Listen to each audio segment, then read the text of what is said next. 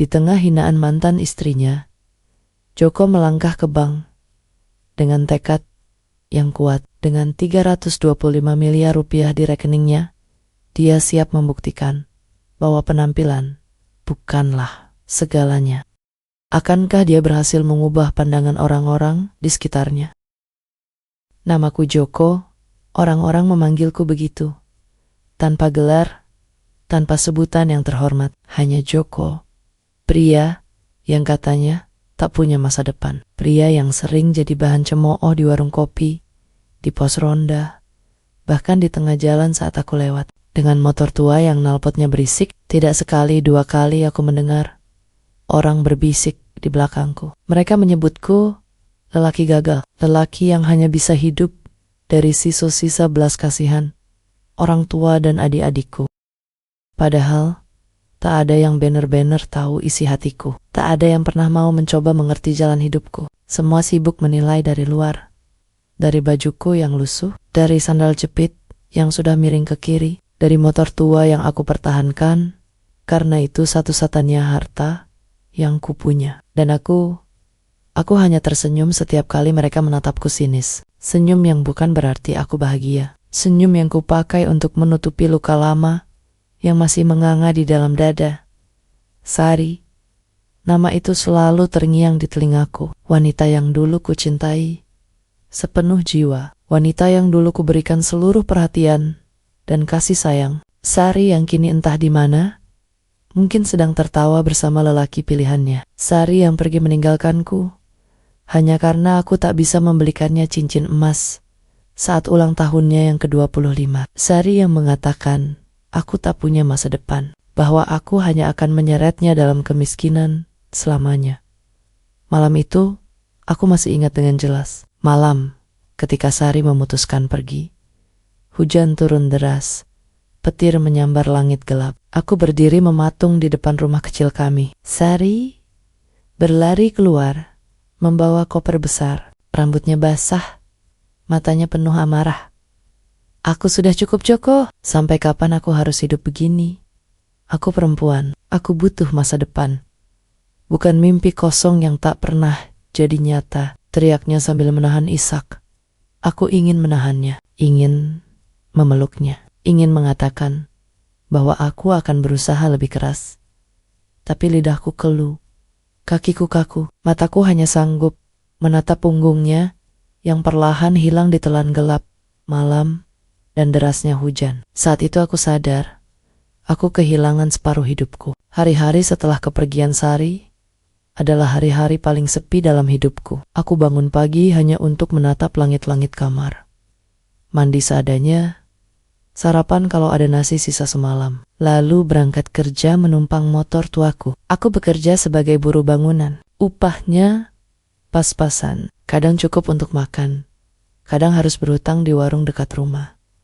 Tetapi, di balik semua itu, aku menyimpan tekad.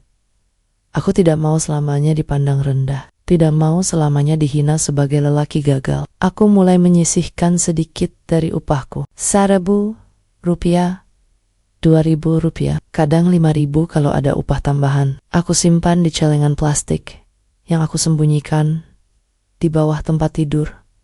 Tidak banyak memang, tapi bagiku itu adalah awal. Setiap malam, setelah lelah bekerja, aku duduk sendiri di teras rumah, menatap bintang, bertanya pada langit, kapan nasib ini akan berubah? Kadang aku berbicara pada diriku sendiri, membayangkan Sari kembali, membayangkan aku berdiri di depan rumah baru yang lebih layak, membayangkan aku punya usaha sendiri, bukan untuk pamer, bukan untuk balas dendam, tapi untuk membuktikan pada diriku sendiri bahwa aku mampu. Suatu malam, saat angin berhembus dingin, aku memutuskan sesuatu. Aku harus melakukan sesuatu yang lebih besar. Tabungan kecil itu tidak cukup. Aku ingat almarhum ayahku pernah mengatakan bahwa keluarga kami punya warisan yang dulu disimpan dalam bentuk saham dan surat berharga. Tapi aku tak pernah menghiraukannya. Aku pikir itu hanya dongeng pengantar tidur. Kini, aku mulai berpikir ulang. Keesokan harinya, aku mengunjungi paman yang dulu dipercaya ayah untuk mengurus semua itu. Paman yang sudah lama tidak kutemui, karena aku malu dengan keadaanku. Rumahnya besar, halamannya luas. Aku mengetuk pintu dengan tangan gemetar. Paman membuka pintu. Matanya terbelalak melihatku. Joko, kamu? Iya, Paman, aku. Boleh aku bicara sebentar? Suaraku nyaris tak terdengar. Kami duduk di ruang tamu. Aku menceritakan semuanya. Tentang hidupku, tentang Sari, tentang mimpiku, tentang harapan terakhirku pada warisan yang katanya masih ada. Paman terdiam lama. Lalu ia menghela napas panjang. Joko, kamu tahu, sebenarnya semua itu memang ada, tapi kamu tak pernah datang mencarinya. Aku simpan, aku jaga, karena itu amanah ayahmu. Hatiku bergetar, tanganku mengepal. Dadaku antara marah pada diriku sendiri karena baru sekarang aku datang, dan lega karena harapan itu masih ada. Paman memberikan dokumen-dokumen tua, surat-surat yang tulisannya sudah mulai pudar, namun cukup jelas untuk membuktikan bahwa aku adalah ahli waris saham, surat deposito, dan rekening dengan jumlah yang tak pernah aku bayangkan sebelumnya. Jumlah yang sanggup mengubah hidupku, jumlah yang cukup untuk membungkam semua ejekan yang pernah ku terima. Malam itu, aku pulang dengan langkah gontai. Bukan karena lelah, tapi karena otakku penuh dengan rencana baru. Aku duduk di kamar, menatap dokumen-dokumen itu. Menatap celengan plastik yang setia menemani malam-malamku selama ini. Air mata menetes. Bukan air mata sedih, tapi air mata lega. Air mata haru. Aku berbisik pada diri sendiri. Joko, ini saatnya. Waktunya kamu buktikan pada dunia bahwa penampilan bukan segalanya. Bahwa harga diri tak diukur dari sandal jepit atau motor tua, tapi dari hati yang tak pernah menyerah. Dan malam itu, aku tidur dengan mimpi yang berbeda. Mimpi tentang harapan, tentang masa depan, tentang aku yang berdiri tegak, menatap mata orang-orang yang dulu menghina, dan tersenyum. Senyum yang kali ini bukan untuk menutupi luka, tapi untuk menyambut masa depan yang lebih baik. Pagi itu, aku bangun dengan semangat yang berbeda. Sinar matahari yang menembus celah jendela, seolah menyapa dengan ramah. Untuk pertama kalinya, setelah sekian lama, aku merasa punya tujuan yang jelas. Aku mandi lebih awal, mengenakan kemeja yang tersimpan rapi di lemari kemeja, yang biasanya hanya kupakai saat lebaran. Aku mematut diri di cermin retak di sudut kamar. Wajahku masih wajah yang sama. Kusut, penuh garis lelah, tapi sorot mataku berbeda. Ada cahaya kecil di sana. Cahaya yang nyaris padam, namun kini mulai menyala kembali. Aku keluar rumah. Langkah kakiku terasa lebih ringan. Namun dunia ternyata belum berubah. Orang-orang masih menatapku dengan pandangan yang sama. Tatapan yang membuatku sering menunduk malu selama ini. Ada yang menahan tawa melihat penampilanku. Ada yang berbisik pelan, cukup keras untuk kudengar. Itu si Joko masih aja sok rapi. Mau ngapain coba? Cari kerjaan di kota. Siapa juga yang mau nerima dia? Aku pura-pura tak mendengar. Hatiku sedikit perih, tapi aku genggam kuat tekadku. Biarlah mereka bicara. Biarlah mereka menilai. Aku tahu jalan yang kupilih. Aku tahu apa yang kutuju. Motor tuaku meraung pelan saat kutancap gas menuju pusat kota. Jalanan masih sepi. Angin pagi menyapu wajahku. Sesekali aku terbatuk karena debu. Motor ini sudah banyak berjasa padaku. Walau tua, walau sering mogok, dia tetap setia menemaniku kemana-mana.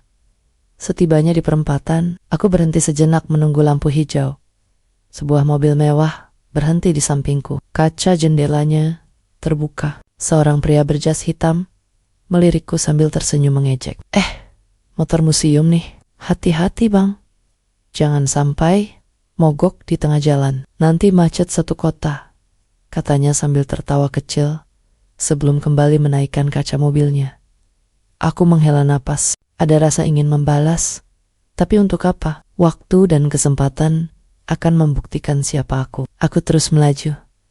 Setibanya di pusat kota, aku memarkir motor di depan sebuah warung kecil. Aku butuh sarapan sebelum melanjutkan ke bank. Aku masuk ke warung itu. Mata orang-orang di dalamnya langsung tertuju padaku. Seorang ibu yang duduk di pojok warung berbisik pada temannya. Itu si Joko kan? Masih hidup ternyata. Kukira sudah merantau kemana. Aku tersenyum kecil. Aku memesan sepiring nasi uduk dan segelas teh manis. Sambil makan, aku menatap orang-orang di warung itu satu persatu. Wajah-wajah yang dulu begitu akrab, kini terasa asing. Mereka memandangku seperti melihat orang aneh. Seperti tak percaya, aku berani duduk di warung ini di tengah keramaian. Selesai makan, aku membayar dan kembali ke motor. Langkahku mantap. Tujuanku jelas. Bank itu tak jauh lagi. Gedung tinggi menjulang dengan kaca mengkilap. Pintu utamanya berputar otomatis. Aku berdiri di seberang jalan, memandangi bangunan megah itu. Dulu, aku hanya bisa melewatinya, hanya bisa memandangi dari kejauhan. Hari ini, aku akan masuk ke dalamnya. Langkah pertama terasa berat, tapi aku paksa kaki ini bergerak, menyeberang jalan, melewati trotoar bersih, dan akhirnya berdiri tepat di depan pintu bank. Seorang satpam memandangku dengan alis terangkat. Matanya menatap dari ujung kepalaku hingga sandal jepit yang kupakai. "Bisa saya bantu, Pak?" tanyanya dengan nada datar. Aku tersenyum ramah. "Saya mau ke customer service, Mas." Ia memandangku lagi, seolah memastikan aku tak salah tempat. Lalu ia mengangguk ragu. "Silakan, Pak." Aku masuk. Aroma ruangan Beratse langsung menyambut. Bau sabun lantai dan wangi kopi dari sudut lounge bercampur jadi satu. Mataku menyapu sekeliling. Pegawai-pegawai berjas rapi, nasabah berpenampilan necis, semua tampak begitu berkelas. Dan aku hanya Joko dengan kemeja lawas dan celana kain kusut. Tatapan-tatapan itu lagi. Tatapan yang seolah bertanya, apa yang orang seperti dia lakukan di tempat seperti ini? Aku duduk di kursi antrian, menunggu giliranku sambil menunduk. Tapi telingaku menangkap suara-suara lirih dari pegawai yang lewat. Mungkin salah masuk. Harusnya ke bank pinggiran kota tuh. Lihat sepatunya. Itu sandal ya? Aku genggam erat map berisi dokumen-dokumen penting. Di dalamnya ada bukti siapa aku sebenarnya. Bukti bahwa aku punya hak untuk duduk di sini. Bahkan mungkin lebih pantas daripada mereka yang menilaiku hanya dari luar. Setelah beberapa saat, nomor antrianku dipanggil. Aku bangkit, melangkah ke meja customer service. Wanita muda di balik meja menatapku dengan senyum tipis. Senyum yang lebih mirip formalitas daripada tulus. "Ada yang bisa saya bantu, Pak?" Aku mengangguk. "Saya mau menarik dana dari rekening ini," ujarku sambil menyerahkan map. Ia membuka map itu, membaca dokumen satu persatu. Mulai berubah dari senyum tipis menjadi dahi berkerut. Matanya membulat, tangannya sedikit gemetar saat menekan tombol di keyboard. Aku perhatikan sekeliling. Beberapa pegawai mulai memperhatikan. Ada yang berbisik, ada yang pura-pura sibuk tapi jelas mencuri pandang. Wanita itu menatapku lagi. Kali ini matanya penuh tanya. "Bapak, ini rekening atas nama Bapak?" Aku tersenyum. "Iya, Mak. Atas nama saya? Silakan dicek lagi kalau perlu." Ia menelan ludah, memanggil rekannya. Mereka berdiskusi pelan. Lalu seorang pria bersetelan jas datang menghampiri. Wajahnya ramah, tapi tegang. "Selamat pagi, Pak. Boleh kami ajak Bapak ke ruangan manajer? Hanya untuk memastikan dan memproses lebih lanjut." Aku mengangguk. Langkahku mantap mengikuti mereka. Tatapan sinis yang tadi kurasakan perlahan berganti dengan tatapan penasaran. Bahkan beberapa mulai menampakkan senyum sopan. Dalam hati aku berkata, baru saja kalian menilai aku sebelah mata. Kini kalian mulai berubah hanya karena selembar kertas dan deretan angka di komputer. Dan aku tahu, ini baru awal. Perjalanan panjangku untuk membuktikan siapa aku sebenarnya baru saja dimulai. Aku duduk di sebuah ruangan berece yang dinginnya menembus sampai ke tulang. Di depanku, seorang pria bersetelan jas duduk dengan sikap ramah, tapi tegang. Meja kayu mengkilap memisahkan kami. Di atasnya, map berisi dokumen yang kubawa tergeletak, seolah menjadi bukti bisu bahwa aku bukan pria sembarangan seperti yang selama ini mereka pikirkan. Pak Joko, perkenalkan, saya Doni, manajer pelayanan di sini, katanya sembari mengulurkan tangan. Aku menyambut uluran itu. Genggamannya hangat. Terima kasih, Pak Doni. Jawabku pelan. Ia tersenyum, tapi sorot matanya penuh rasa ingin tahu. Saya sudah membaca dokumen Bapak. Kami juga sudah cek datanya di sistem kami. Benar. Semua atas nama Bapak. Namun, izinkan kami memverifikasi beberapa hal lebih lanjut. Ini prosedur tetap kami untuk dana sebesar ini. Aku mengangguk. Silakan Pak. Saya paham. Sementara Doni sibuk memeriksa berkas bersama seorang stafnya. Aku memandangi ruangan itu. Bersih, rapi, ada rak kecil di sudut berisi buku-buku tentang manajemen dan perbankan. Di dinding, tergantung foto direksi bank dengan bingkai perak mengkilap. Lantai marmer, putihnya bersih tanpa noda. Hati kecilku bergetar. Dulu, dunia seperti ini terasa begitu jauh. Aku hanya pria biasa yang setiap hari bergelut dengan debu jalanan dan keringat kerja kasar. Kini, aku duduk di sini, bukan sebagai pengemis bantuan, bukan sebagai orang yang datang memohon-mohon pinjaman, tapi sebagai pemilik sah dari sesuatu yang mereka sendiri terkejut melihatnya. Pak Joko, suara Doni memecah lamunanku. Aku menoleh. Ya Pak, kami sudah lakukan verifikasi. Semua valid. Saldo di rekening Bapak memang sesuai dengan dokumen ini. Jumlahnya sangat besar, Pak. Doni menatapku penuh rasa hormat kini. Tidak ada lagi sinis, tidak ada lagi curiga. Bapak ingin menarik seluruhnya? Aku tersenyum tipis. Belum, Pak. Saya hanya ingin menarik sebagian dulu. Saya punya rencana yang ingin saya wujudkan. Doni mengangguk pelan. Baik. Kami akan bantu prosesnya. Setelah menyelesaikan tanda tangan dan konfirmasi, aku pamit keluar. Langkahku terasa lebih ringan. Seolah beban yang selama ini menindih pundakku perlahan terangkat. Saat aku melangkah keluar dari ruangan manajer, pegawai-pegawai yang tadi memandangku sebelah mata, kini tersenyum sopan. Ada yang memberi salam, ada yang menunduk hormat. Dunia memang cepat sekali berubah ketika seseorang tahu siapa dirimu sebenarnya. Aku berjalan melewati lobi bank. Satpam yang tadi curiga, kini membukakan pintu dengan ramah. Aku mengucapkan terima kasih pelan. Di luar, matahari siang terasa terik, tapi aku merasa segar. Udara kota yang biasanya pengap, kini seperti membawa aroma kemenangan kecil untukku. Aku menatap gedung bank itu sekali lagi sebelum menaiki motorku. Ini baru permulaan, Joko. Bisikku pada diri sendiri. Perjalanan pulang terasa seperti mimpi. Motor tuaku meraung pelan melewati jalanan kota. Tapi suara mesin tuanya kini tak lagi membuatku malu. Biarlah orang melihatku apa adanya. Karena aku tahu, nilai diriku tak lagi ditentukan dari suara knalpot motor ini. Sesampainya di rumah, aku duduk di teras, menatap langit biru yang mulai dihiasi awan tipis. Aku mengeluarkan map berisi bukti kepemilikan asetku. Ku genggam erat, angin sore membelai wajahku. Aku berpikir keras, uang sebanyak itu bukan sekadar untuk dihamburkan, bukan untuk membeli barang-barang mewah, hanya demi pamer. Aku ingin membangun sesuatu. Aku ingin memberi arti pada hidupku.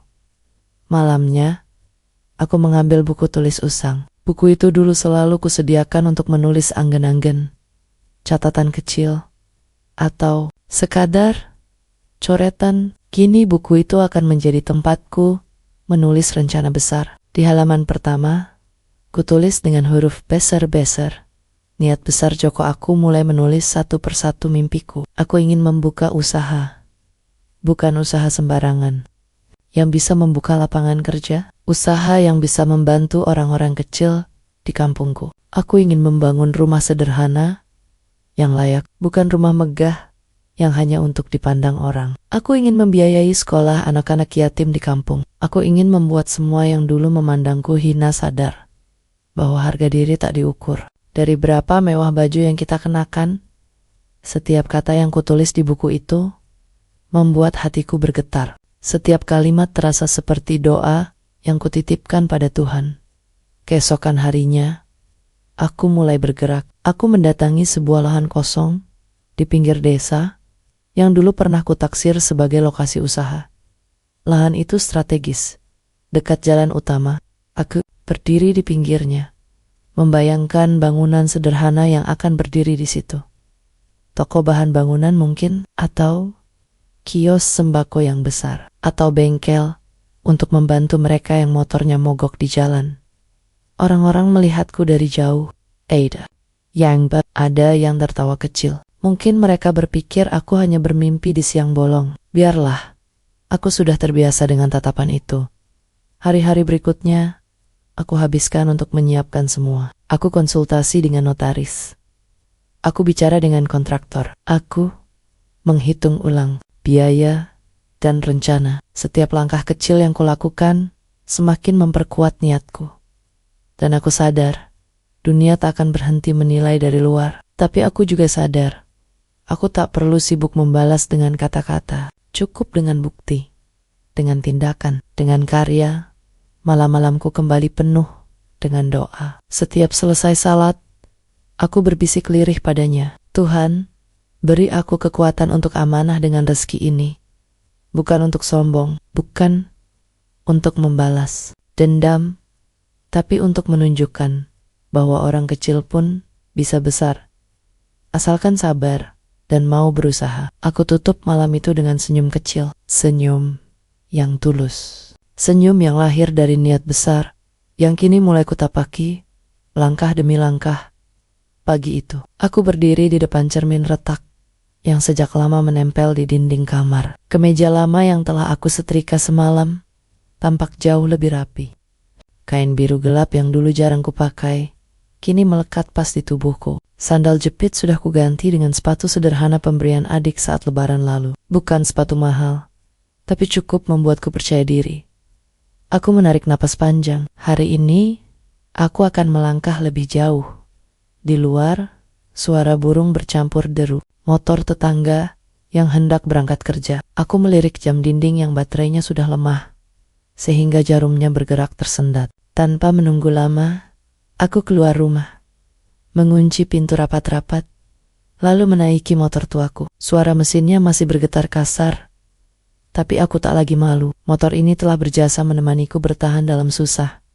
Perjalanan menuju kota terasa berbeda. Pagi itu, jalanan yang biasa kulalui kini seolah bersahabat. Angin yang menerpa wajahku tak lagi terasa dingin, melainkan sejuk. Langit biru membentang luas, dihiasi awan tipis yang bergerak perlahan. Di sepanjang jalan, kulihat wajah-wajah orang yang sering kucurigai menyimpan cibiran untukku. Tapi pagi ini aku tak lagi peduli. Aku hanya memikirkan satu hal.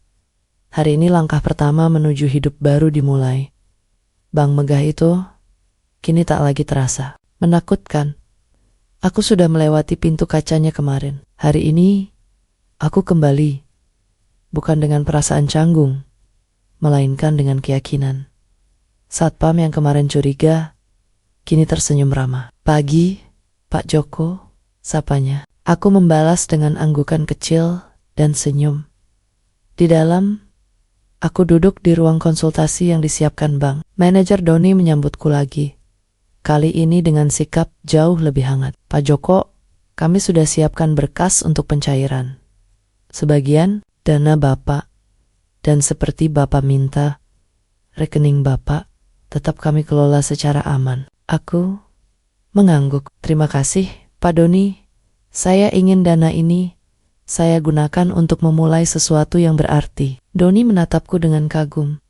Bapak luar biasa. Banyak yang mungkin langsung tergoda untuk foya-foya. Tapi Bapak berbeda. Hanya tersenyum. Dalam hati aku berbisik, bukan pujian yang kucari. Bukan kekaguman orang, hanya ingin menepati janji pada diri sendiri. Proses itu berjalan lancar. Dokumen selesai kutandatangani. Aku keluar dari bank dengan perasaan lega. Di tanganku kini ada modal untuk memulai perubahan. Di luar bank, panas matahari menyengat, tapi aku merasa langkahku makin ringan. Hari itu, Aku langsung menuju kantor notaris. Aku ingin lahan yang sudah lama kuincar segera menjadi milikku secara sah. Notaris yang melayaniku terkejut melihat kesungguhan dan kelengkapan berkas yang kubawa. Biasanya orang hanya tanya-tanya dulu. Pak Joko, jarang ada yang langsung serius begini. Aku menjawab dengan tenang. Saya sudah terlalu lama menunda. Waktunya bergerak. Proses administrasi berjalan cepat. Aku bahkan tak merasa lelah meski seharian mondar-mandir. Sore menjelang ketika aku akhirnya berdiri di pinggir lahan kosong yang sebentar lagi resmi menjadi milikku. Rumput liar tumbuh subur di sana. Pohon kecil berdiri di sudut. Angin sore meniup rambutku pelan. Aku memejamkan mata sejenak, membayangkan bangunan sederhana berdiri di tempat ini. Bukan gedung mewah, cukup bangunan kuat, kokoh. Tempat aku memulai usaha, tempat aku membangun martabat. Hari-hari berikutnya aku lalui dengan kesibukan baru. Aku mendatangi kontraktor lokal. Aku duduk bersama mereka, menjelaskan rencana dengan bahasa sederhana. Aku tak punya pendidikan tinggi dalam bisnis, tapi aku tahu apa yang kuinginkan. Mereka mendengarkan dengan seksama. Beberapa kali mereka mengangguk. Pak Joko, ini rencana bagus. Kita bisa mulai dalam waktu dekat. Bapak tinggal tentukan kapan, ujar seorang di antara mereka. Aku tersenyum. Kita mulai secepatnya. Semakin cepat, semakin baik. Kabar bahwa aku membeli lahan itu segera menyebar. Di warung kopi, di pos ronda, di jalan kampung. Orang-orang mulai membicarakan aku. Tapi kali ini, nada mereka berbeda. Masih ada yang mencibir, mengira aku hanya numpang nama orang lain. Tapi tak sedikit yang mulai penasaran. Joko, yang dulu dikira tak punya apa-apa itu, jangan, dia dapat undian. Mana mungkin, paling juga numpang nama saudaranya. Aku tak peduli. Setiap sore aku menyempatkan diri datang ke lahan itu, mengawasi para pekerja menyiapkan pondasi. Aku membantu semampuku, mengangkat batu, menata kayu, membersihkan sampah. Aku ingin tempat ini bukan sekadar usaha, tapi juga saksi bahwa aku memulai segalanya dari bawah. Malam-malamku tetap penuh doa. Setiap selesai salat, aku duduk menatap bintang, mengucap syukur atas langkah yang sudah kumulai. Kadang aku teringat Sari, terbayang wajahnya yang dulu penuh amarah saat meninggalkanku. Aku bertanya dalam hati, apa dia tahu aku kini mulai bangkit? Apa dia tahu aku tak lagi lelaki yang dulu ia tinggalkan? Tapi aku cepat menghapus bayangan itu. Aku tak ingin hidup dalam dendam. Biarlah masa lalu menjadi pelajaran. Masa depan terlalu berharga untuk dikotori amarah. 1 bulan berlalu. Sederhana itu mulai berdiri. Dindingnya sudah tegak, atapnya mulai dipasang. Setiap hari aku datang lebih pagi, pulang lebih malam.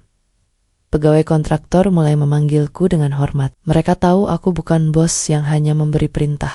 Aku ikut bekerja bersama mereka, dan setiap kali aku berdiri di depan bangunan itu, hatiku bergetar. Bukan karena banggaku, bukan karena ingin pamer, tapi karena aku sadar, inilah langkah menuju perubahan. Langkah kecil yang akan mengantarku pada harga diri yang selama ini ku cari.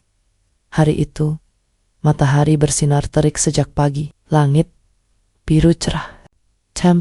Aku berdiri di depan cermin kecil di kamarku, memperbaiki kerah kemeja putih bersih yang baru kubeli 2 hari lalu. Bukan kemeja mahal, bukan pula kemeja bermerek seperti yang biasa dipakai orang-orang kota, tapi cukup layak untuk hari ini. Celana kain hitam kusetrika rapi semalaman. Sepatu hitam sederhana sudah aku poles hingga mengkilap. Aku menatap diriku sendiri. Sorot mataku mantap. Wajahku tetap wajah Joko yang dulu dihina. Tapi kini dengan tekad yang lebih kuat dari sebelumnya, aku keluar rumah dengan langkah mantap. Motor tuaku sudah menunggu. Suara mesinnya pagi itu terdengar lebih gagah. Entah karena aku baru mengganti oli, atau karena semangatku yang menular, perjalanan menuju kota terasa lebih pendek dari biasanya. Setiap detik di atas motor itu, aku mengingat rencana besarku, rencana yang sudah kurancang di buku tulisku malam demi malam. Setibanya di kota, aku memarkir motor dengan hati-hati. Bank megah itu berdiri menjulang di depanku. Gedung tinggi dengan dinding kaca mengkilap, memantulkan bayangan langit biru, dan lalu lalang kendaraan. Pintu kacanya berputar otomatis, seolah menyambut siapapun yang masuk. Aku berdiri beberapa saat, menatap bayanganku sendiri di pintu itu. Lelaki dengan wajah sederhana, tapi kini membawa keyakinan baru. Beberapa orang melintas. Ada yang menoleh sekilas padaku. Ada yang hanya sibuk dengan urusannya masing-masing. Tapi aku tak peduli. Aku tahu langkahku hari ini akan menjadi awal yang lebih besar. Satpam di depan pintu memandangku. Bukan lagi tatapan curiga seperti dulu. Tatapannya kini penuh sopan santun. "Selamat pagi, Pak Joko. Silakan masuk," katanya sambil tersenyum. Aku mengangguk. "Terima kasih, Mas." Langkahku menembus pintu kaca itu. Aroma ruangan berat saya langsung menyambut. Sejuk, bersih, dan mewah. Lantai marmer, putih mengkilap. Lampu-lampu gantung bercahaya lembut, menghiasi langit-langit tinggi. Suasana hening. Hanya terdengar suara mesin antrean dan bisik pegawai yang melayani nasabah. Aku berjalan menuju meja customer service. Di sepanjang jalanku, beberapa pegawai menatapku sambil tersenyum. Senyum yang dulu mungkin penuh basi-basi, kini tampak tulus. Aku duduk di kursi yang disediakan. Tak lama, seorang wanita muda menghampiri. Wanita yang sama seperti dulu melayaniku. Tapi kini, sorot matanya berbeda, penuh hormat. "Selamat pagi, Pak Joko. Apa yang bisa kami bantu hari ini?" Suaranya lembut. Aku tersenyum kecil. Saya ingin memproses pencairan dana seperti yang sudah kami bahas sebelumnya. Dan saya juga ingin mendiskusikan investasi lanjutan. Wanita itu mengangguk cepat. "Baik, Pak. Silakan tunggu sebentar. Kami Sementara ia sibuk mempersiapkan dokumen, aku menatap sekeliling. Layar monitor di dinding menampilkan informasi kurs mata uang dan program tabungan terbaru. Nasabah lalu lalang, kebanyakan berpakaian rapi, dengan jas atau kebaya modern. Aku tahu, mungkin sebagian dari mereka masih belum sepenuhnya percaya bahwa pria sederhana seperti aku kini duduk di tempat ini sebagai nasabah prioritas. Tak lama kemudian, aku dipersilakan masuk ke ruangan manajer. Doni menyambut dengan hangat. "Pak Joko, senang sekali bisa bertemu lagi. Kami sudah siapkan semuanya. Silakan dicek kembali." Aku membaca setiap berkas dengan teliti. Aku ingin memastikan semua sesuai rencana. Dana yang kutarik cukup besar, tapi aku sudah tahu untuk apa. Itu bukan untuk membeli mobil mewah, bukan untuk berfoya-foya. Dana itu akan menjadi pondasi nyata dari usaha yang sedang kurintis. Pak Doni, terima kasih atas bantuannya. Saya berharap kerjasama kita ke depan lancar. Saya ingin tetap menaruh kepercayaan pada bank ini untuk investasi saya yang lain, kataku setelah semua selesai. Doni tersenyum lebar. "Kami merasa terhormat, Pak. Bapak adalah contoh nasabah luar biasa. Semoga usaha Bapak sukses besar." Aku keluar ruangan dengan hati lega. Proses hari ini berjalan lancar. Dana sudah siap digunakan. Mimpi yang dulu hanya kutulis di lembaran buku tua, kini mulai berbentuk nyata. Di luar bank, aku berdiri sejenak menatap gedung itu. Gedung yang dulu hanya berani kulihat dari jauh kini menjadi saksi langkah besar dalam hidupku. Angin siang menerpa wajahku. Aku memejamkan mata, menarik napas panjang. Aku melanjutkan perjalanan menuju lokasi usahaku. Bangunan itu kini hampir rampung. Dinding sudah dicat putih bersih, papan nama sudah mulai dipasang. Para pekerja sibuk merapikan bagian dalam. Aku turun dari motor, berjalan mengelilingi bangunan itu. Setiap sudut, kupandangi dengan seksama. Setiap bata, setiap paku, setiap kayu punya arti. Karena disinilah aku akan memulai hidup baru. Orang-orang mulai berdatangan. Ada yang sekadar melihat-lihat, ada yang bertanya, ada juga yang hanya memandangi dari jauh, penuh rasa ingin tahu. "Pak Joko, usaha apa nanti di sini?" Tanya Bapak Parubaya yang rumahnya tak jauh dari lokasi. Aku tersenyum. "Insya Allah, toko bahan bangunan, Pak. Biar orang-orang sini tak perlu jauh-jauh belanja." Bapak itu mengangguk. Bagus, Pak. Semoga lancar. Aku hanya menjawab dengan anggukan kecil. Dalam hati aku berdoa, semoga semua berjalan sesuai harapan. Semoga usaha ini bukan hanya mengubah hidupku, tapi juga memberi manfaat untuk sekitar. Malam itu, aku duduk di teras rumah.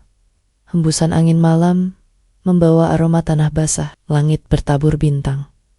Aku membuka buku catatanku lagi, menulis rencana lanjutan. Aku tulis satu persatu, membantu anak yatim, merenovasi musola kecil di kampung, memberi modal kecil untuk tetangga yang ingin memulai usaha. Mataku henggat, bukan karena sedih, tapi karena aku tahu Tuhan sudah menjawab doa-doaku. Kini tinggal aku menjaga amanah Nia.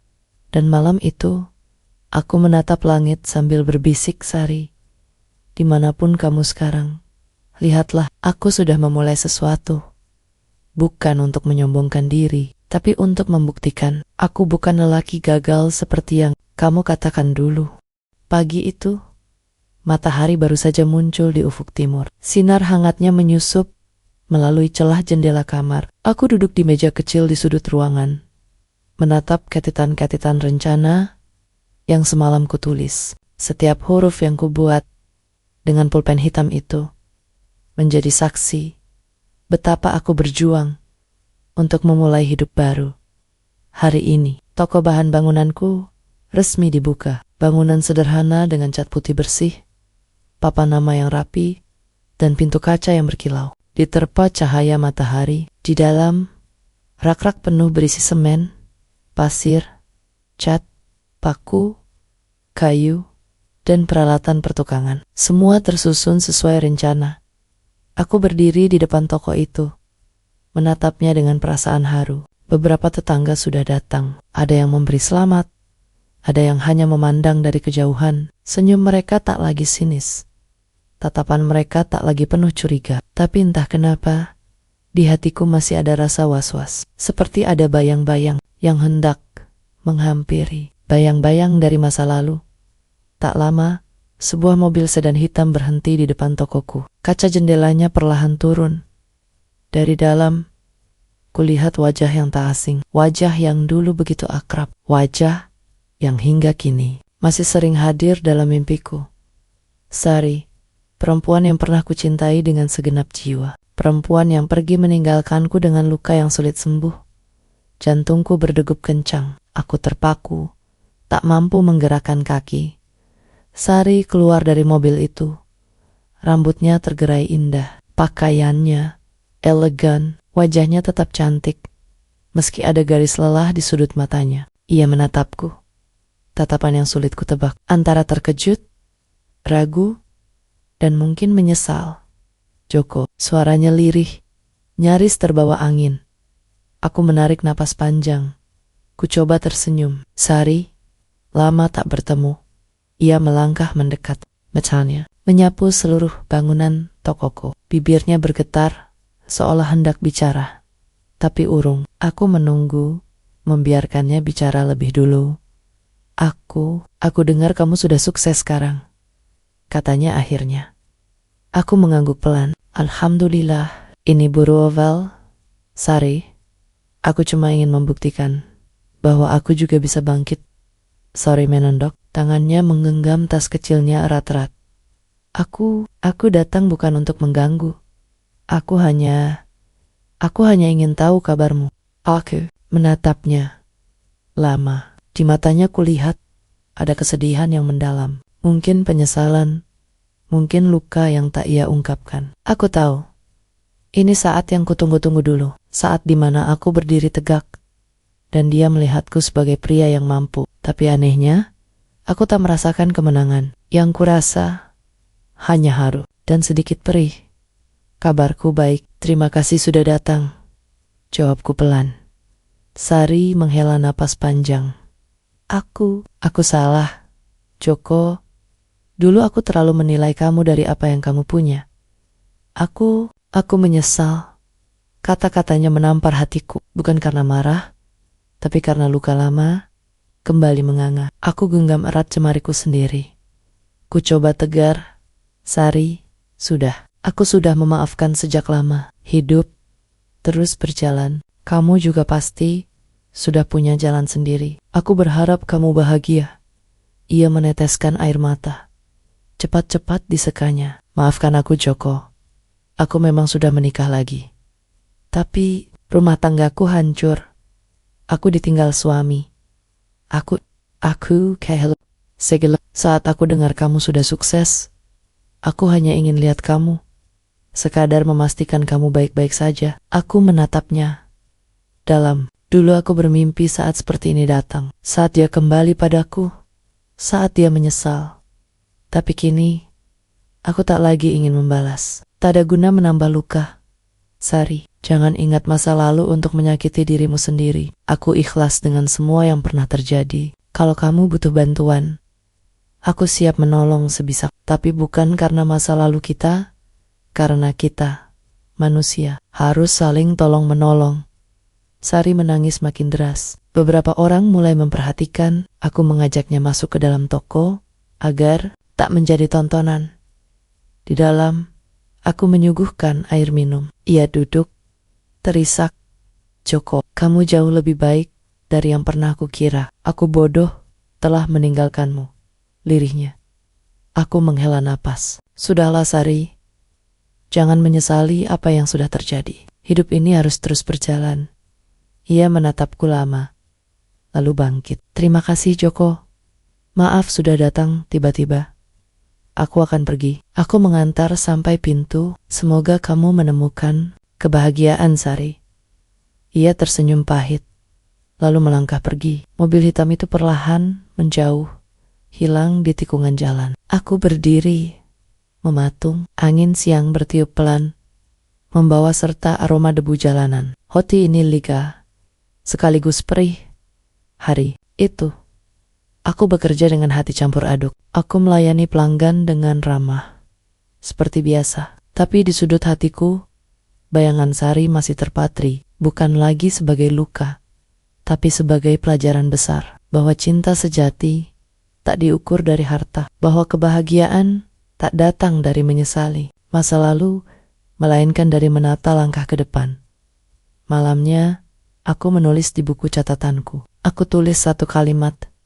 Hari ini aku belajar bahwa kemenangan terbesar bukan ketika orang yang menyakiti kita menyesal, tapi ketika kita mampu memaafkan tanpa dendam. Dan malam itu, aku tidur dengan hati lebih tenang. Esok, aku siap melangkah lagi, bukan untuk membuktikan apa-apa pada siapapun, tapi untuk diriku sendiri. Hari-hari setelah pertemuanku dengan Sari berjalan cepat. Tokoku semakin ramai. Datang tak hanya dari kampungku, tapi juga desa-desa sekitar. Senyum mereka ketika kulayani menjadi obat penat. Setiap pagi, aku sudah siap di depan toko, memeriksa stok barang, mengawasi karyawan baru yang mulai kugaji. Aku tak lagi sendiri. Kini aku punya 4 orang pekerja yang membantuku. Semua dari kampung sendiri. Aku bahagia bisa memberi mereka kesempatan bekerja. Namun aku sadar, jalan menuju keberhasilan tak selalu mulus. Ujian datang tiba-tiba. Pagi itu, aku baru saja selesai memeriksa tumpukan semen di gudang. Suara motor berhenti di depan toko. Dari balik helmnya, turun seorang pria berperawakan tinggi besar. Wajahnya tegas, namun ada kesan angkuh. Di belakangnya menyusul 2 pria lain. Mereka masuk tanpa memberi salam. Matanya menyapu isi toko, lalu berhenti padaku. Anda pemilik toko ini? Tanya si tinggi besar. Nadanya datar, tapi ada tekanan yang terasa mengintimidasi. Aku mengangguk. Iya, saya Joko. Ada yang bisa saya bantu? Pria itu tersenyum miring. Nama saya Harry. Saya mengelola usaha bahan bangunan di kota. Kami sudah lama memasok ke desa ini. Kehadiran toko Anda saja mengganggu usaha kami. Aku menatapnya dalam. Ada aura ancaman dalam ucapannya, tapi aku tetap tenang. Pak Heri, saya buka usaha bukan untuk mengganggu siapapun. Saya hanya ingin membantu warga sekitar agar lebih mudah mendapatkan kebutuhan bahan bangunan. Itu saja. Harry mendekat, menepuk bahuku cukup keras. Dengar Joko, Jangan naif. Dunia usaha itu keras. Kalau Anda ingin usaha ini bertahan, sebaiknya Anda bekerja sama dengan kami. Atau, ia menatap tajam. Jangan salahkan kalau nanti ada yang membuat usaha Anda tak berjalan mulus. Ancaman itu jelas. Aku menghela napas panjang. Saya menghargai Anda sebagai sesama pedagang. Tapi saya tak mau usaha ini dikendalikan siapapun. Saya ingin berdiri di atas kaki sendiri. Harry, kita lihat nanti. Joko, dunia ini bukan cuma soal niat baik. Mereka pergi dengan tawa yang menyesakkan dada. Aku berdiri mematung beberapa saat. Angin pagi bertiup, membawa debu jalanan. Hatiku berdegup kencang. Bukan takut, tapi aku sadar. Badai baru saja datang hari-hari berikutnya. Ujian itu nyata terasa. Pasokan barang yang biasanya mudah kudapatkan mendadak sulit. Truk pengirim sering terlambat.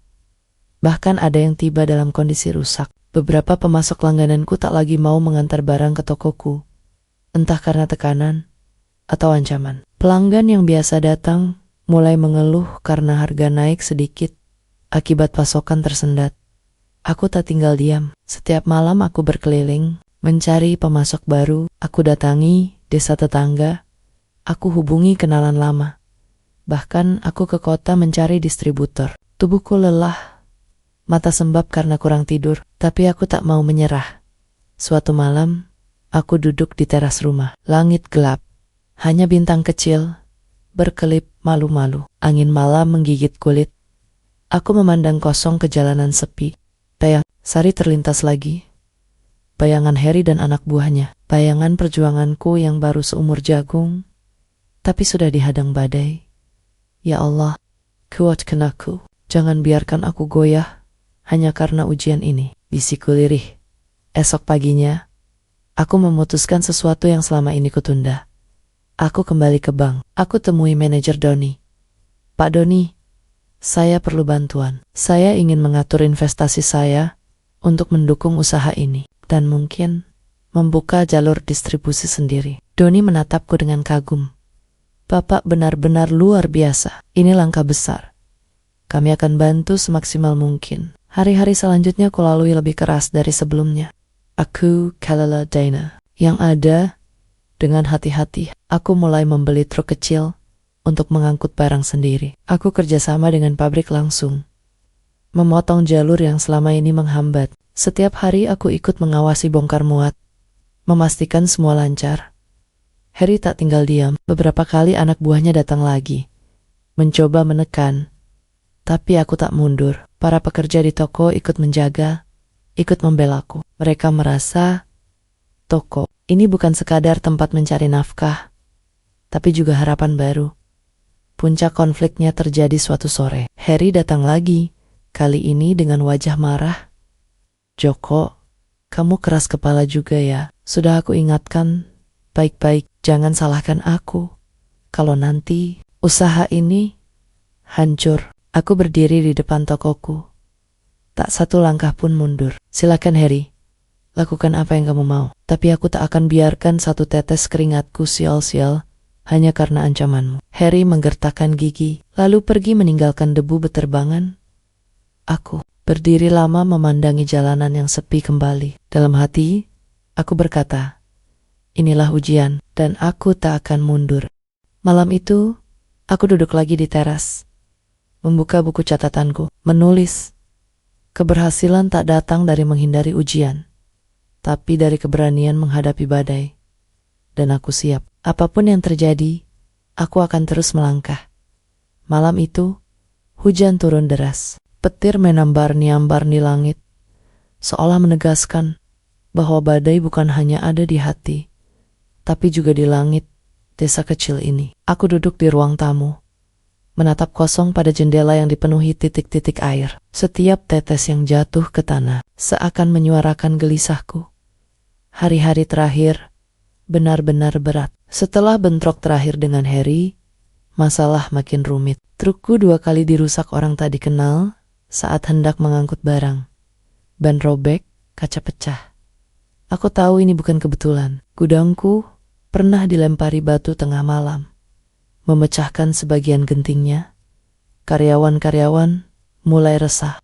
Pepper mulai takut, khawatir terjadi hal yang lebih buruk. Aku menghela napas panjang, memejamkan mata. Dalam sepi, aku mendengar suara ibu dari dapur. Ibu yang selalu setia mendoakan. Ibu yang tak pernah banyak bertanya, tapi tahu isi hatiku. Joko, sabar ya nak, katanya lirih. Tuhan bersama orang yang teraniaya. Aku membuka mata, menatap ibu yang kini berdiri di depanku dengan sorot lembut. Aku menggenggam tangannya. Doakan aku, Bu. Aku tak mau kalah hanya karena ulah orang-orang yang tak suka lihat kita maju. Hujan makin deras. Malam itu, aku tak bisa tidur. Pikiranku penuh. Esok aku harus ambil keputusan. Aku tak mau lagi hanya bertahan. Aku harus menyerang, bukan dengan kekerasan, tapi dengan langkah nyata. Pagi harinya, hujan sudah reda. Aku berangkat ke kota, menemui manajer bank. Doni menyambutku dengan ramah seperti biasa. Pak Joko, ada yang bisa kami bantu? Aku menjelaskan rencanaku. Aku ingin memperkuat usahaku. Aku ingin membeli truk kedua. Aku ingin membuka jalur pasokan yang lebih luas. Bahkan, jika perlu sampai keluar kabupaten, aku ingin melipat gandakan kekuatan bisnisku agar tak bisa ditekan siapapun. Doni mendengarkan dengan serius. Bapak sungguh luar biasa. Kami akan dukung penuh. Saya akan pastikan proses pembiayaan dan pengelolaan investasi Bapak berjalan cepat. Keluar dari bank, aku merasa lebih lega. Langkahku makin mantap. Aku sadar, hanya dengan kerja keras dan rencana matang aku bisa bertahan di tengah badai ini. Namun sore harinya, badai itu datang lagi. Saat aku tiba di toko, kulihat sekelompok orang berkumpul. Suasana tegang. Kaca depan toko pecah. Beberapa barang berserakan di tanah. Di kejauhan, aku lihat Harry berdiri dengan tangan bersedekap, menatapku penuh ejekan. Aku melangkah maju. Tak, gentar sedikit pun. Apalagi Harry, sudah cukup belum puasmu merusak usaha orang? Harry mendekot. Wajahnya merah padam. Kamu keras kepala. Joko, lihat hasilnya. Aku sudah bilang, jangan melawan arus. Aku berdiri tegak. Kalau ini caramu berusaha, Harry, silakan, tapi aku tak akan pernah tunduk pada cara kotor. Beberapa warga mulai berdatangan. Mereka menatap dengan cemas. Ada yang mencoba menenangkan. Ada yang memisahkan aku dan Harry agar tak makin panas. Aku memejamkan mata sejenak, menahan emosi. Kalau kamu masih punya harga diri, Harry, ayo kita bersaing sehat. Jangan pakai cara preman seperti ini. Harry tertawa miring. Kita lihat, Joko, usahamu tak akan bertahan lama. Dia pergi, meninggalkan aku dengan amarah yang kutahan mati-matian. Aku menarik napas dalam-dalam, mengajak karyawan merapikan kerusakan. Bersama warga yang peduli, aku membersihkan pecahan kaca, membereskan barang yang berantakan. Malam itu, aku duduk lama di depan toko yang sudah mulai rapi kembali. Lampu-lampu menerangi dengan cahaya temaram. Ya Allah, aku tak ingin menyerah. Jangan biarkan aku kalah oleh kezaliman ini, bisikku lirih. Esoknya, aku bergerak lebih cepat. Aku datangi kantor polisi, melaporkan semua kejadian.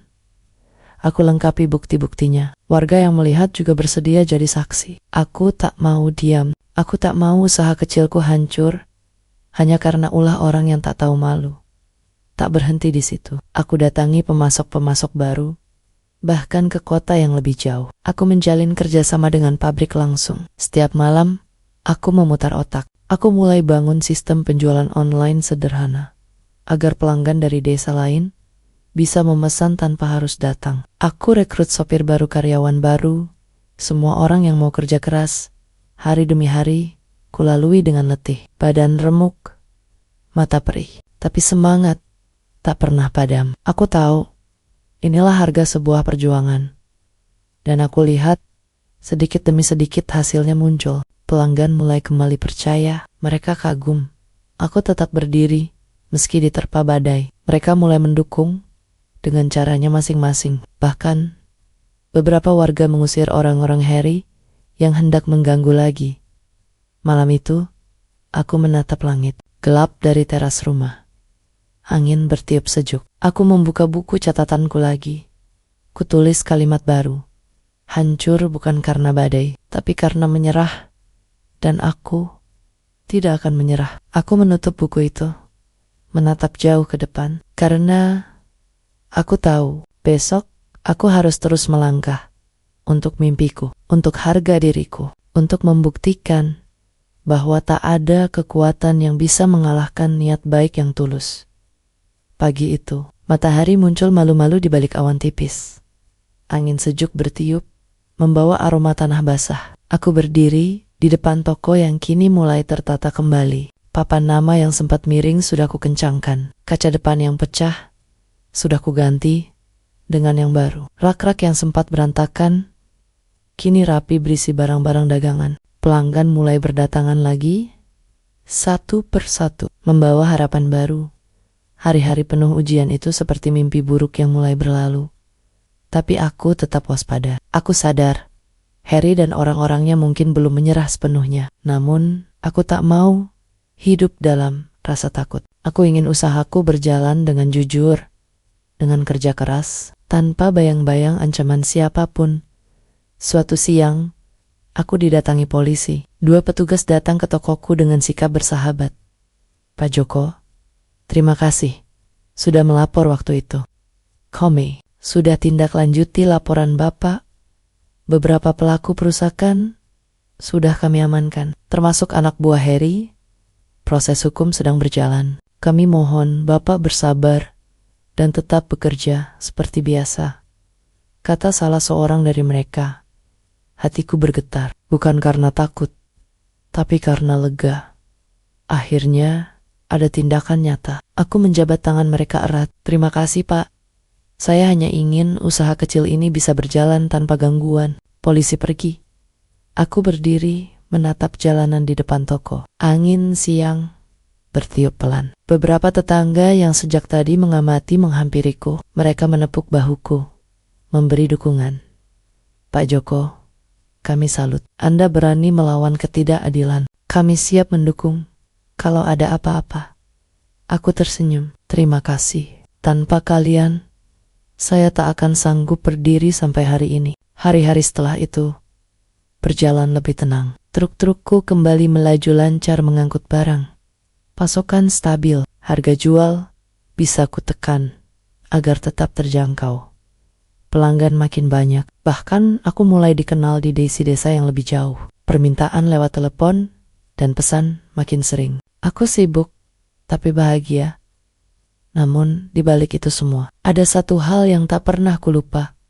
Aku ingin usahaku bermanfaat untuk sekitar. Aku mulai menepati satu persatu janji dalam hatiku. Aku menyumbang semen dan cat untuk memperbaiki musola kecil. Aku beri modal kecil untuk 2 pemuda yang ingin buka bengkel sederhana. Aku angkat satu anak yatim jadi pegawai di tokoku. Bukan untuk pamer, bukan untuk dapat pujian, tapi karena aku tahu kebahagiaan sejati lahir dari berbagi. Suatu sore, aku duduk di kursi kayu di depan toko. Langit cenggak, angin sore bertiup membawa debu jalanan dan aroma bunga liar. Aku menatap lalu lalang warga yang kini menatapku dengan hormat.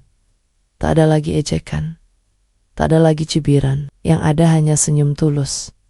Tiba-tiba, sebuah mobil tua berhenti. Di depan, dari dalam, turun seorang pria tua yang wajahnya asing bagiku. Rambutnya memutih, kulitnya legam, matanya tajam tapi ramah. Ia melangkah mendekat. Pak Joko ya, sapanya. Aku bangkit, menjabat tangannya. Iya Pak, ada yang bisa saya bantu? Pria itu tersenyum. Nama saya Pak Mahmud. Saya dengar dari anak saya di kota, Bapak ini orang yang ulet dan jujur. Saya punya lahan tak terpakai di ujung desa. Saya ingin itu dikelola jadi gudang atau usaha apapun. Kalau Bapak berkenan, saya ingin kerjasama. Aku terkejut. Tawaran datang begitu saja, tanpa aku minta. Aku mengangguk sopan. Terima kasih. Terima kasih. Pak Mahmud, boleh saya lihat lahannya dulu? Kami berjanji untuk bertemu esok hari. Malam itu aku tak bisa tidur. Aku menatap buku catatanku yang mulai penuh. Aku menulis lagi. Ketika kita sabar menghadapi badai, Tuhan kirim cahaya dari arah yang tak disangka. Esok paginya, aku diajak melihat lahan itu. Letaknya strategis, dekat jalan besar, cocok untuk gudang, atau bahkan cabang usaha baru. Aku tahu, ini kesempatan. Bukan hanya untukku, tapi juga untuk membuka lapangan kerja lebih luas. Aku setuju untuk kerjasama itu. Kami jabat tangan, sepakat dengan hati yang bersih. Hari-hari berikutnya, aku sibuk mengurus izin, menggambar rencana, mengatur modal. Doni dari bank kembali membantuku mengelola keuangan agar semua tertata rapi. Para pekerja ikut bersemangat. Mereka merasa menjadi bagian dari perjalanan besar ini, dan di tengah semua kesibukan itu, aku sering termenung di sore hari, mengingat betapa dulu aku hanyalah pria sederhana yang diremehkan, dihina, ditinggalkan. Kini, aku berdiri di titik ini bukan karena harta, tapi karena aku tak pernah berhenti percaya pada doa, usaha, dan niat baik. Di suatu malam yang tenang, aku duduk di teras, menatap langit. Bintang-bintang bertabur di atas sana. Angin bertiup membawa sejuk. Aku tersenyum. Dalam hati aku berkata, Heri Sari, kalian bagian dari perjalanan ini. Terima kasih.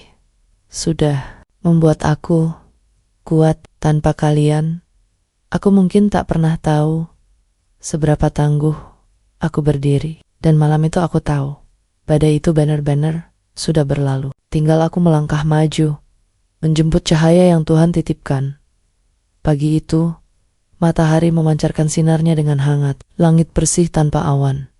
Seolah alam ikut merayakan hari istimewa ini. Aku berdiri di depan bangunan baru yang sudah rampung. Gudang sekaligus cabang tokoku berdiri kokoh di ujung desa, hasil kerjasama dengan Pak Mahmud. Papan nama terpasang rapi, cat putihnya berkilau diterpa cahaya pagi.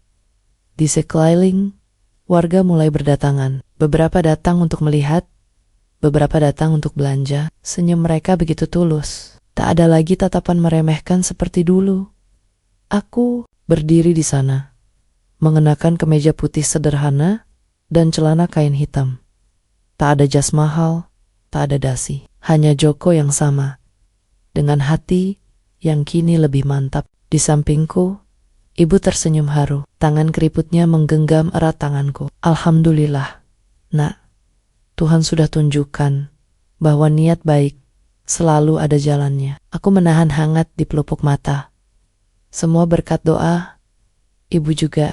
Akarakat. Syukuran itu sederhana. Hanya tumpeng, doa bersama, dan ucapan syukur dari hati yang terdalam. Tapi bagiku, ini lebih berharga dari pesta sebesar apapun, karena hari ini bukan sekadar meresmikan bangunan, tapi meresmikan langkah baru dalam hidupku. Setelah doa selesai, aku berjalan mengelilingi bangunan itu. Gudang besar, siap menampung, stok barang lebih banyak, area toko bersih dan tertata, siap melayani lebih banyak pelanggan. Beberapa truk kecil yang baru kubeli terparkir rapi, siap melaju kemanapun dibutuhkan. Para karyawan berdiri dengan wajah sumringah. Mereka kini lagi sekadar pekerja. Mereka bagian dari keluarga besarku. Bagian dari mimpi yang dulu hanya kutulis di buku catatan tua. Hari-hari berikutnya berjalan sibuk. Pesanan datang tak henti. Permintaan dari desa-desa sekitar meningkat. Bahkan ada kontraktor yang mulai bekerja sama denganku. Memesan dalam jumlah besar. Aku atur semuanya dengan teliti, dibantu orang-orang kepercayaanku. Setiap malam, aku tetap menulis di buku catatanku. Mencatat apa yang sudah kulalui. Merencanakan langkah.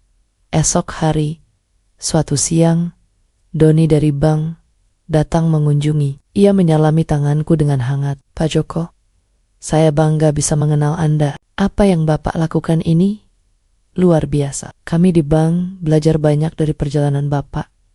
Aku hanya tersenyum. Terima kasih, Pak Doni. Semua ini bukan semata karena saya. Ini karena banyak orang baik yang mendukung. Dan tentu, karena kehendak Tuhan. Doni menepuk bahuku. Jika Bapak punya rencana ke depan, jangan ragu, kami siap mendampingi.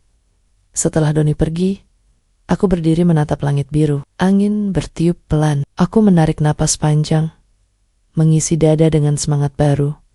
Dan hari itu, sesuatu yang tak kuduga terjadi. Di antara kerumunan pelanggan, aku melihat sosok Sari. Ia berdiri di kejauhan, memandangku dengan mata berkaca-kaca. Wajahnya tak lagi semegah dulu. Pakaiannya sederhana, rambutnya diikat seadanya. Tapi di matanya ada kejujuran, ada luka, dan ada pengakuan tanpa kata. Aku menghampiri. Sari, apa kabar? Ia menunduk. Baik, Joko. Aku hanya ingin melihat. Aku dengar usahamu maju. Aku hanya ingin memastikan kamu benar-benar bahagia. Aku tersenyum kecil. Alhamdulillah, aku bahagia, Sari. Semoga kamu juga. Sari mengangguk pelan.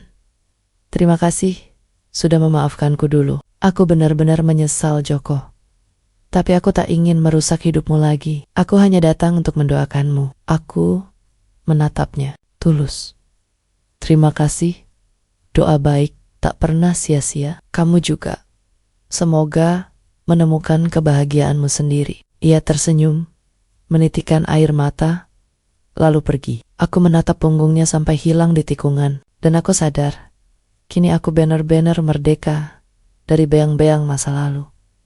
Malam itu, aku duduk di teras rumah. Angin malam sejuk, langit penuh bintang. Aku membuka buku catatanku, menulis kalimat terakhir untuk perjalanan panjang ini.